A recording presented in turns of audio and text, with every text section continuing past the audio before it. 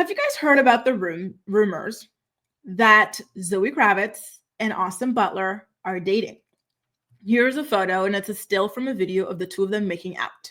They were making out on the set of a movie that they did, but people are saying that they might have had an affair with each other because when they started filming this movie, so this is another photo of them hanging out just before they started filming the movie. They were both cast, but before they started filming, apparently, this was them looking rather cozy with each other while Zoe was engaged to Channing Tatum and Austin Butler was in a serious relationship with Kaya Gerber.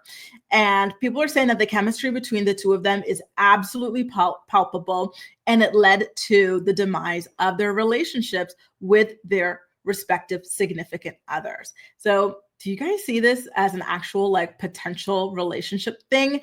Austin is 33 and Zoe is 36 years old.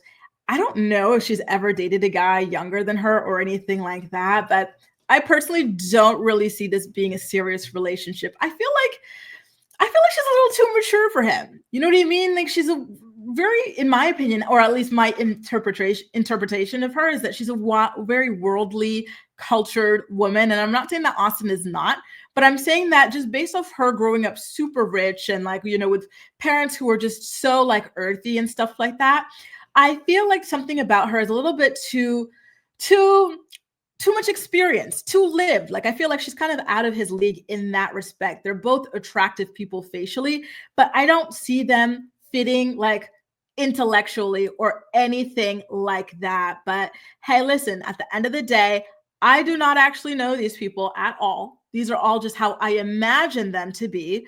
But I truly do not see it for them. I do feel sad though that their other relationships fell apart. I loved Zoe with Channing. And I keep on talking about how good this movie was, Blink Twice. Like, I will never say a bad word about that movie. It was such a good movie, and it was so apt for the current climate that we're in with the story about Gisèle Pellicot and Diddy and everything like that. So if you guys haven't seen it yet, it talks a little bit about these sorts of themes, especially the Gisèle Pellicot. So if you guys have not heard, there is a woman here in France, and she was married to her husband, Dominique, for about 40 years. They've got children, they've got grandchildren, the whole thing together. And she just found out recently that over pretty much their entire marriage, he would mix together like a drug cocktail to knock her out and invite a bunch of random people from the dark web to violate her. And allegedly, he had been doing this to his own daughter as well, allegedly his daughter-in-law as well. And people are worried and scared. The answer has not come out yet that this might have been happening with his grandkids, right? Like it's a very, very big deal. So just the story, it's so bizarre. But the fact that there's a movie that kind of talks to this sort of thing where women are not understanding what's happening, like why are they waking up with bruises, this and that. It's a movie that Zoe Kravitz directed and that Channing Tatum stars in.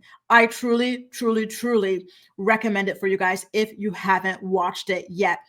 And I agree, by the way. I want to see who put that comment. Holly, I agree it's not a big age difference. It's just, she's not a regular 36. She's a 36 that grew up rich, traveling the world, having a world-class education, experiencing everything. So I feel like when you're 36 in that level versus 36, regular people, huge, huge, huge difference, right? Whereas Austin Butler, correct me if I'm wrong, he grew up regular. He's a regular person. So that's what I think is kind of like the difference. Not really the age, but the cultural aspect of them, like what they've experienced, what they've seen and things like that. I find her, to be more cultured in my opinion. But again, this is just me being delusional because I don't know them. I don't know that much about them other than that she grew up super rich and traveling the world and everything like that.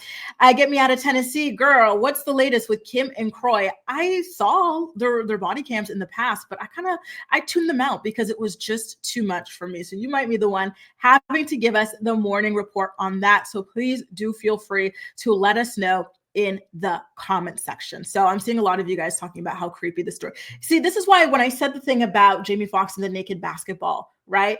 And when people were spreading the rumors about Diddy and the freak offs, like a lot of people, and a lot of times you go, no, because you and I, we're normal people. We don't do these things. We don't imagine treating people this way or anything like that.